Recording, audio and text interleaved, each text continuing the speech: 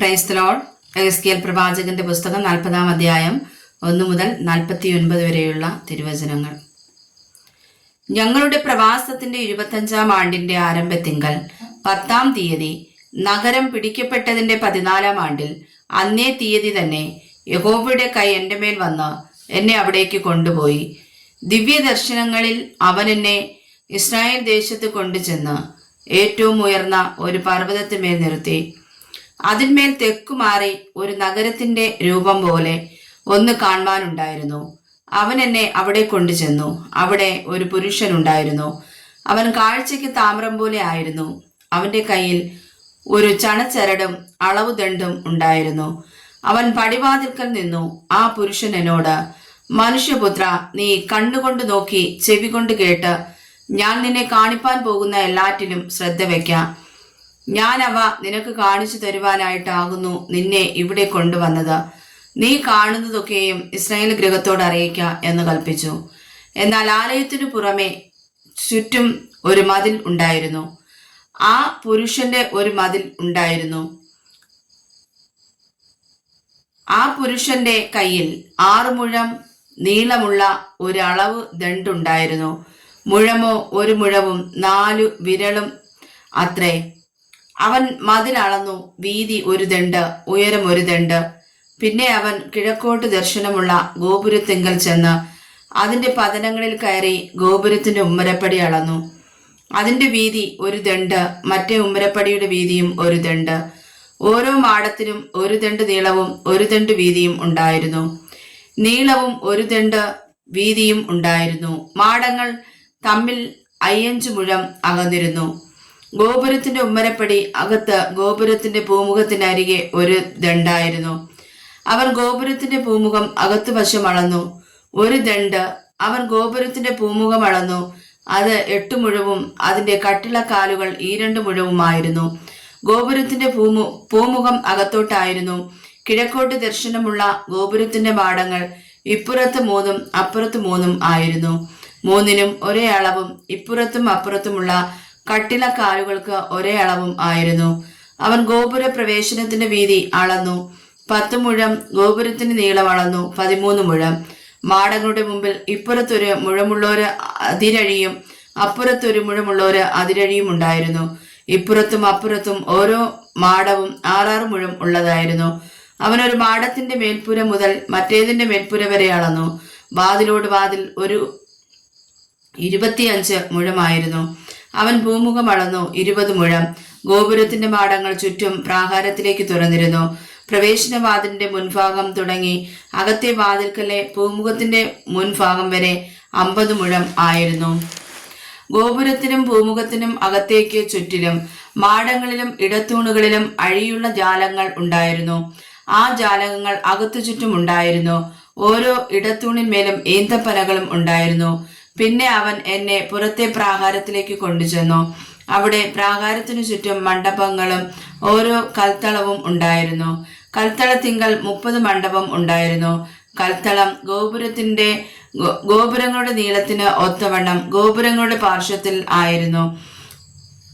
അത് താഴത്തെ കൽത്തളം. പിന്നെ അവൻ താഴത്തെ ഗോപുരത്തിന്റെ മുൻഭാഗം മുതൽ അകത്തെ പ്രാകാരത്തിന്റെ പുറത്തെ മുൻഭാഗം വരെയുള്ള അകലം അളന്നു. കിഴക്കോട്ടും വടക്കോട്ടും 100 മുഴം വീതമായിരുന്നു. വടക്കോട്ട് ദർശനമുള്ള പുറത്തെ പ്രാകാര ഗോപുരത്തിന്റെ നീളവും വീതിയും അവൻ അളന്നു. അതിന്റെ മാടങ്ങൾ ഇപ്പുറത്ത് 3 അപ്പുറത്ത് 3 ആയിരുന്നു. അതിന്റെ ഇടത്തൂണുകളും പൂമുഖവും 1-ാമത്തെ ഗോപുരത്തിന്റെ അളവ് പോലെ ആയിരുന്നു. അതിന്റെ നീളം 50 മുഴവും വീതി 25 മുഴവും ആയിരുന്നു. അതിന്റെ ജാലകങ്ങളും പൂമുഖവും ഈന്തപ്പനകളും കിഴക്കോട്ട് ദർശനമുള്ള ഗോപുരത്തിന്റെ അളവ് പോലെ ആയിരുന്നു. 7 പതനത്താൽ അതിലേക്ക് കയറാം. അതിന്റെ പൂമുഖം അതിന്റെ അകത്തു ഭാഗത്തായിരുന്നു.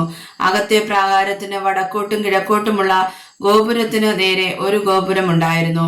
ഒരു ഗോപുരം മുതൽ മറ്റേ ഗോപുരം വരെ അവൻ അളന്നു 100 മുഴം. പിന്നെ അവൻ എന്നെ തെക്കോട്ട് കൊണ്ടുചെന്നു. തെക്കോട്ട് ഒരു ഗോപുരം, അതിന്റെ ഇടത്തൂണുകളും പൂമുഖവും അവൻ ഈ അളവ് പോലെ തന്നെ അളന്നു. ആ ജാലകങ്ങൾ പോലെ ഇതിനും അതിന്റെ പൂമുഖത്തിനും ചുറ്റും ജാലകങ്ങൾ ഉണ്ടായിരുന്നു. നീളം 50 മുഴവും വീതി 25 മുഴവും ആയിരുന്നു. അതിലേക്ക് കയറുവാൻ 7 പതനം ഉണ്ടായിരുന്നു. അതിന്റെ പൂമുഖം അതിന്റെ അകത്തു ഭാഗത്തായിരുന്നു. അതിന്റെ ഇടത്തൂണുകളിന്മേൽ ഈന്തപ്പനകൾ ഇപ്പുറത്തൊന്നും അപ്പുറത്തൊന്നും ഉണ്ടായിരുന്നു.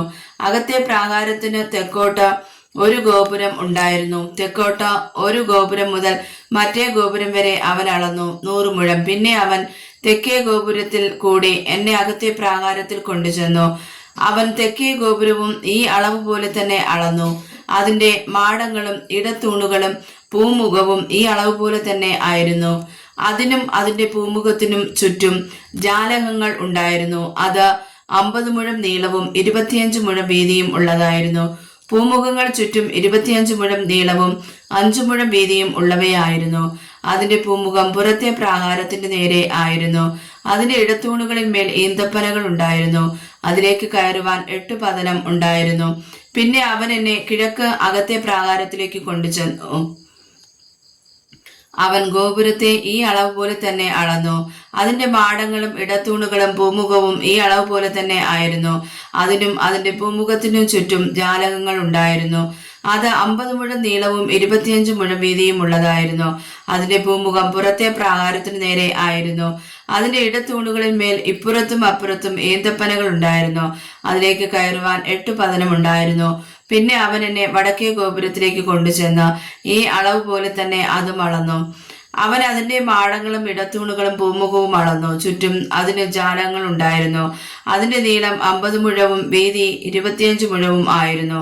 അതിന്റെ പൂമുഖം പുറത്തെ പ്രാകാരത്തിനു നേരെ ആയിരുന്നു. ഇടത്തൂണുകളിന്മേൽ ഇപ്പുറത്തും അപ്പുറത്തും ഈന്തപ്പനകൾ ഉണ്ടായിരുന്നു. അതിലേക്ക് കയറുവാൻ 8 പതനം ഉണ്ടായിരുന്നു. അവിടെ ഒരു അറ ഉണ്ടായിരുന്നു. അതിലേക്കുള്ള പ്രവേശനം ഗോപുരത്തിന്റെ പൂമുഖത്തിൽ കൂടി ആയിരുന്നു. അവിടെ അവർ ഹോമയാഗം കഴുകും. ഗോപുരത്തിന്റെ പൂമുഖത്ത് ഇപ്പുറത്ത് 2 മേശയും അപ്പുറത്ത് 2 മേശയും ഉണ്ടായിരുന്നു. അവയുടെ മേൽ ഹോമയാഗവും പാപയാഗവും അകൃത്യയാഗവും അറുക്കും. ഗോപുര പ്രവേശനത്തിങ്കൽ കയറുമ്പോൾ പുറമെ വടക്കു വശത്ത് 2 മേശയും പൂമുഖത്തിന്റെ മറുവശത്ത് 2 മേശയും ഉണ്ടായിരുന്നു. ഗോപുരത്തിന്റെ പാർശ്വഭാഗത്ത് ഇപ്പുറത്ത് 4 അപ്പുറത്ത് 4 ഇങ്ങനെ 8 മേശ ഉണ്ടായിരുന്നു. അവയുടെ മേൽ അവർ യാഗങ്ങളെ അറുക്കും. ഹോമയാഗത്തിനുള്ള 4 മേശയും ചെത്തിയ കല്ലുകൊണ്ട് 1.5 മുഴം നീളവും 1.5 മുഴം വീതിയും 1 മുഴം ഉയരവുമായി ഉണ്ടാക്കിയിരുന്നു. അവയുടെ മേൽ അവർ ഹോമയാഗവും ഹനനയാഗവും അറുപ്പാനുള്ള ആയുധങ്ങൾ വയ്ക്കും. അകത്ത് ചുറ്റിലും 4 വിരൽ നീളമുള്ള കൊളുത്തുകൾ തറച്ചിരുന്നു. എന്നാൽ മേശകളുടെ മേൽ നിവേദിത മാംസം വയ്ക്കും. അകത്തെ ഗോപുരത്തിന് പുറത്ത് അകത്തെ പ്രാകാരത്തിൽ തന്നെ 2 മണ്ഡപം ഉണ്ടായിരുന്നു. ഒന്ന് വടക്കേ ഗോപുരത്തിന്റെ പാർശ്വത്ത് തെക്കോട്ട് ദർശനമുള്ളതായിരുന്നു. മറ്റേത് തെക്കേ ഗോപുരത്തിന്റെ പാർശ്വത്ത് വടക്കോട്ട് ദർശനമുള്ളതായിരുന്നു. അവൻ എന്നോട് കൽപ്പിച്ചത്, തെക്കോട്ട് ദർശനമുള്ള ഈ മണ്ഡപം ആലയത്തിന്റെ വിചാരകരായ പുരോഹിതന്മാർക്കുള്ളത്. വടക്കോട്ട് ദർശനമുള്ള മണ്ഡപം യാഗപീഠത്തിന്റെ വിചാരകരായ പുരോഹിതന്മാർക്കുള്ളത്. ഇവർ യഹോവയ്ക്ക് ശുശ്രൂഷ